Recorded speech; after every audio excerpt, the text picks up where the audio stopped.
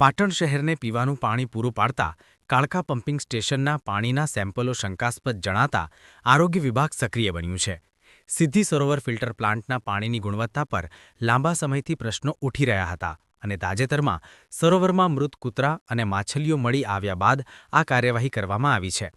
જિલ્લા આરોગ્ય અધિકારીની સૂચનાથી તાલુકા આરોગ્ય અધિકારી ડોક્ટર અલ્કેશ સોહલ અને તેમની ટીમે સ્થળની મુલાકાત લીધી હતી। ટીમે પાણીના સેમ્પલ એકત્ર કરીને પરીક્ષણ માટે જળભવન ખાતે મોકલ્યા હતા। તો પાટણ નગરપાલિકા દ્વારા નર્મદાનું પાણી સિદ્ધિ સરોવરમાં ઠાલવી ફિલ્ટર પ્લાન્ટમાં શુદ્ધ કરીને વિતરણ કરાય છે। આરોગ્ય ટીમે સિદ્ધિ સરોવર પમ્પિંગ સ્ટેશન, મોટીસા દરવાજા પમ્પિંગ સ્ટેશન, ઝીણીપોળ અને કાળકા પમ્પિંગ વિસ્તાર સહિત 4 અલગ અલગ પમ્પિંગ સ્ટેશન પરથી પાણીના સેમ્પલ લીધા હતા।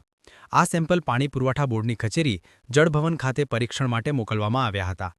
4 સેમ્પલના રિપોર્ટ આવ્યા બાદ ડોક્ટર અલ્કેશ સોહલે જણાવ્યું કે 3 સ્થળોના પાણી પીવા લાયક જણાયા છે, પરંતુ કાળકા પમ્પિંગ સ્ટેશનનો સેમ્પલ શંકાસ્પદ આવ્યું છે। આ શંકાસ્પદ રિપોર્ટને પગલે આરોગ્ય વિભાગની ટીમે તાત્કાલિક કાળકા વિસ્તારના કાળકા સંપ, નીલકમલ સોસાયટી અને જીમખાના પાસેની ક્રિષ્ના રેસિડેન્સી એમ 3 અન્ય વિસ્તારોમાંથી ફરીથી પાણીના સેમ્પલ લીધા છે। આ સેમ્પલ પણ જળ વિભાગમાં રિપોર્ટ માટે મોકલી અપાયા છે। ડોક્ટર સોહેલે નગરપાલિકાને તમામ પમ્પિંગ સ્ટેશનો પર સમયસર ક્લોરિનેશન કરીને જ શહેરીજનોને પાણી આપવા સૂચના આપી છે। વહીવટી અને આરોગ્ય તંત્ર દ્વારા નગરજનોને શંકાસ્પદ પાણીનો મામલો થાળે ન પડે ત્યાં સુધી પીવાનું પાણી ઉકાળીને પીવા વિનંતી કરાઈ છે, જેથી પેટ સંબંધિત તકલીફો ટાળી શકાય। સિદ્ધિ સરોવરમાં બનેલી ઘટના અને કાળકા વિસ્તારના સેમ્પલ શંકાસ્પદ આવતા શહેરભરમાં પાણીની ગુણવત્તા અંગે ચિંતા વ્યાપી છે।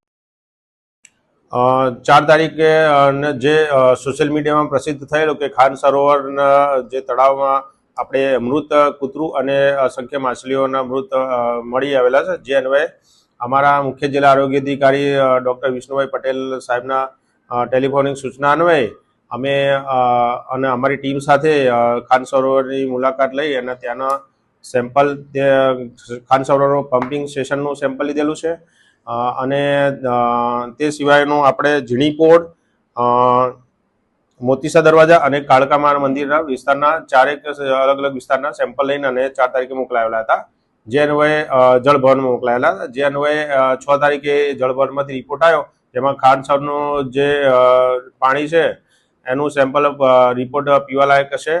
ઝીણીપોળનું પણ સારું એવું આવ્યું છે રિપોર્ટ અને મોતીસા દરવાજાનો પણ રિપોર્ટ સારો આવ્યો છે।